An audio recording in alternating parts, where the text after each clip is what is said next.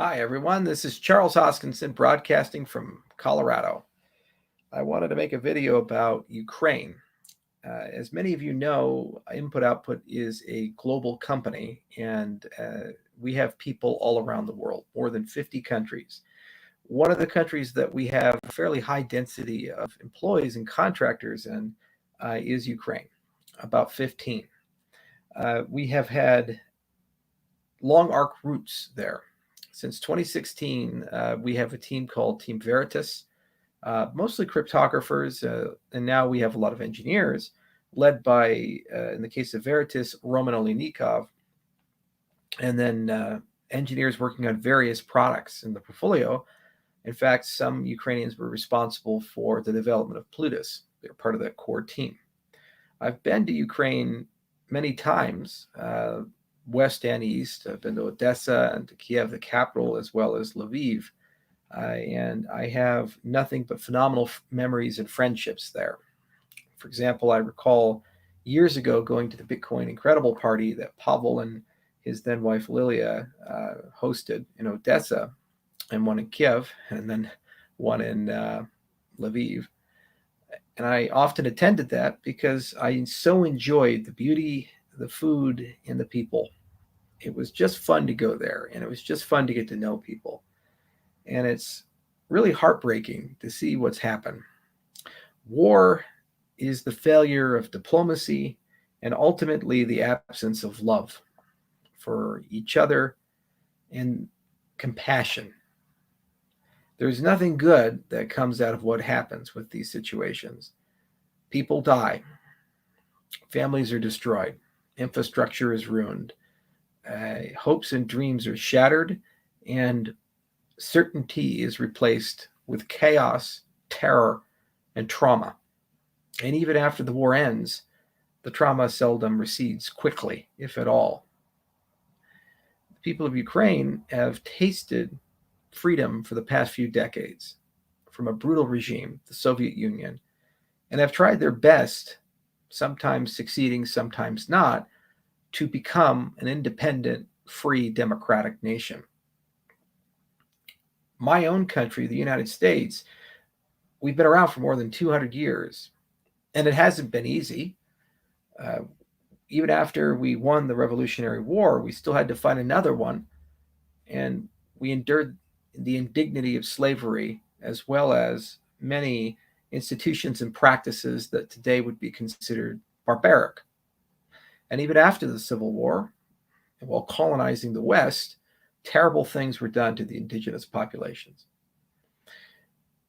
To become a more tranquil union, we've had to go on a long journey. And Ukraine has had problems, and it's going on its own journey. But all things considered, they were doing a pretty good job given their age and where they came from and the nature of their leadership at that time and today. Russia revisiting the past and annexing Ukraine, it tastes of imperialism of a different era, of the 19th century, when there were kings, dictators, emperors, people who viewed war as the family business, as the state of affairs. If we recall Charlemagne, there were very few years during his lifetime that he wasn't on a horse or indirectly commanding some battle with some adversary, whether it be the Lombards or Saxon or Muslim occupied Spain. Didn't matter. There was somebody he had a grievance with. There was some war to fight. This was the standard state of affairs for most of human history. The 20th century after World War II was different. We converged to a world order with the promise that we could achieve so much more with peace, trade, diplomacy than we could ever achieve at the end of the barrel of a gun. What's happening today is a reversal of that brief window in human history where we tried to do things differently. And if it's allowed to fester, I can imagine we will see continued aggression, not just from Russia, but from China and other nations. Ultimately, the world will be a less safe place, and those who are on the borders of powerful nations led by authoritarians, will live in a constant state of paralyzing fear that their time will eventually come and they will become a colony, directly or indirectly, of a world power. Whether Russia keeps Ukraine or not is besides the point, because if they don't, they're likely going to leave a Vichy government and a permanent military presence in the western parts of the country and use that as leverage for whatever demands they have with NATO and the United States. If the sanctions that have been imposed on Russia are ineffective, then no tool outside of a kinetic operation, war, will be able to compel them to slow down aggression. I'm concerned about Georgia and other places and worried that in revisiting the past, if this is successful, we will see more of it. I have friends all throughout the Eastern Bloc, some who grew up under it. Many of you remember my People of IOG interview with Dan Friedman, who grew up in Ukraine. He was a citizen of the Soviet Union, and his family fled as refugees to Europe. They had nothing, just the clothing on their back and a few effects, and had to stay with friends and family and try to claw and scratch their way to the United States. There are currently thousands of diaspora now in Poland and other places who are replicating the stories of the past. I'm concerned that we'll see in Asia acts of aggression against Taiwan, Vietnam, India, and other places that may result in the annexing of territory or Vichy governments being installed, but ultimately moving in the direction of the reduction of freedom. People should not have to fear freedom of association, commerce, and expression. We should have the ability to love the people that we love and have the ideas and thoughts that we have and pursue the commercial endeavors that we do. Authoritarianism does not allow you to do that. You are only allowed to operate in whatever space the dictator and his backers mandate. And anything outside of that is punished harshly. This is antithetical to everything our industry stands for. People often say that I shouldn't wade into politics, and I keep reminding people the core of who we are as an industry is political, because our fight isn't about a particular token having a higher price over another token. Our fight is ultimately one of liberty and freedom, to give people the power to be their own institutions, to be their own bank, to verify what previously could not be verified, whatever that might be, and ask what kind of society can exist once trust and faith has been restored in each other and the institutions that we rely upon to navigate the complexity of the world. And what kind of a society can exist where there are no more kings and dictators and presidents and leaders, just people with the means and tools to work together towards common ends, with the wisdom to understand that their actions ripple long beyond today and tomorrow, the decades and the centuries. Putin is an old man. He's not going to live 100 more years, probably not even 50. So in his old age, the actions he is taking today will be remembered and ripple decades from now and will permanently change the world order, probably for the worse. Is it wise that so few can have so much influence and power over the world order, especially if they're allowed to maintain that influence and power beyond the age of reason, with no checks and balances? The point of decentralization isn't just about resilience and reliability and the resistance against malicious actors. It's about also reconstruction of institutions so that we no longer have strong leaders who stay in power too long and then start changing things in ways that harm all of us without any oversight or accountability. Universality of rules. I hope that the world wakes up to the promise of cryptocurrencies and blockchain technology. And I hope that these types of events, if there's any positive outcome to them, the one that can be is we can say this was the moment that we realized we had to do things differently. This was the moment that we realized that the world order is not in a state to be able to manage technology, life, and globalism as it is today. And either we admit and accept that dictators will just simply take things, either directly through force or indirectly through some form of bizarre transnational arrangements, which give them enormous unelected influence over our lives, or we take our lives back. And we do so by just simply adopting the technology of freedom. We use that word a lot in America because it's where we came from. Sometimes we forget how hard the people who came before us had to fight to preserve that. And sometimes we forget what it really means. Freedom doesn't mean you're safe. Freedom doesn't mean that you're taken care of from cradle to grave. Freedom means you have the capacity to live out your dreams according to the route you choose yourself. And sometimes you get them and sometimes you don't, but you have the self-determination to pursue those things. Your education, your destiny, you're in charge of that.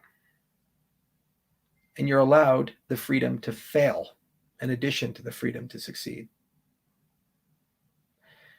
That's always been at the core of the American way, at least what we were sold on the label, that if we just let people have these attributes, we trust society enough that we can trust our neighbor with the great responsibility of self-governance, accepting that they may use that to harm others and the consequences afterwards, that ultimately will build a better society for everyone.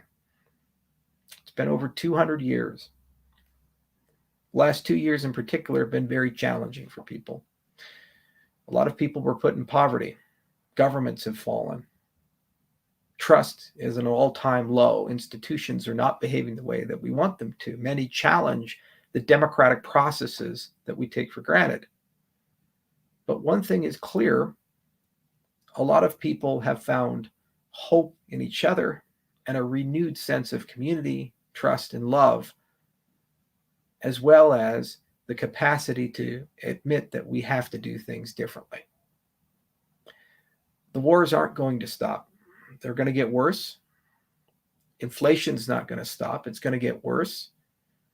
The world isn't going to magically wake up tomorrow and get better. The default mode is to get worse. The only way it gets better is if we collectively decide we've had enough and it has to get better.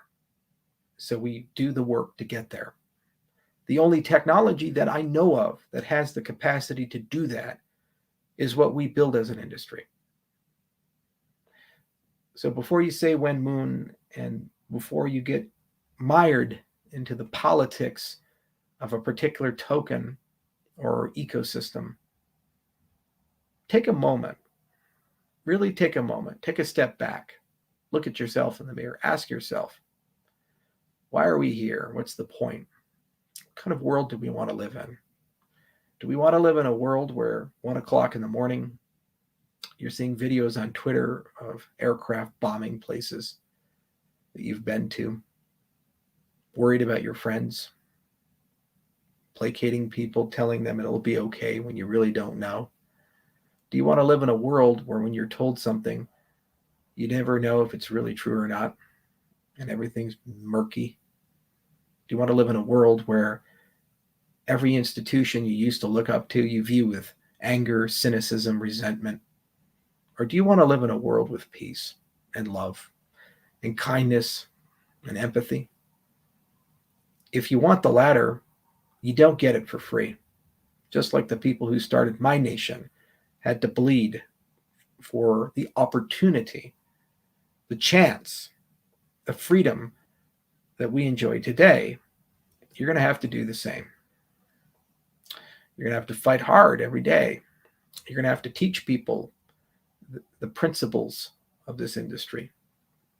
You're going to have to show them how this technology works, contribute to it, build it. Its batteries not included. Everything is still very hard because we're not just trying to build a product. We're trying to rebuild society in a different way. And there's no instruction manual. There's no magic light switch where we just flip it and it's done. Every single day from here on forward is a struggle.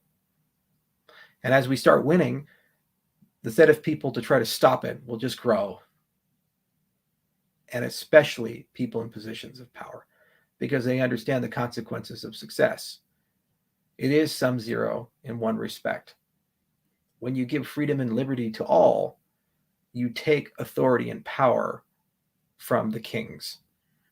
There's never been a time that wasn't true. So the lesson of Ukraine, if we choose to accept it, is we can do better as a society. And the only way we can do better is to change the way we think, act, treat each other, and the way that we build institutions. The blueprint's all there. So many people have worked tirelessly for more than a decade and many decades since before to build out the philosophy and the tools of liberty and freedom. It's just a matter of whether we accept them or not. As for the people of Ukraine, they're going to be in a very difficult time for a long time now. Our thoughts and prayers and hearts go out to them. We care deeply about them, and we hope that they find a way through it. I wish I could say the cavalry's on the way and that all they have to do is just hold out. But unfortunately, it doesn't seem like the leadership of Europe and the United States care too much about that. They think that somehow shutting off some money will solve all the problems. So they're just going to have to find another way. And I believe one day they'll get through it. Until then, let's do our part. Let's build some stuff. And let's teach people that there's another option between the past and regression to the dark, dark past with kings and emperors. Thanks, everybody. Good night.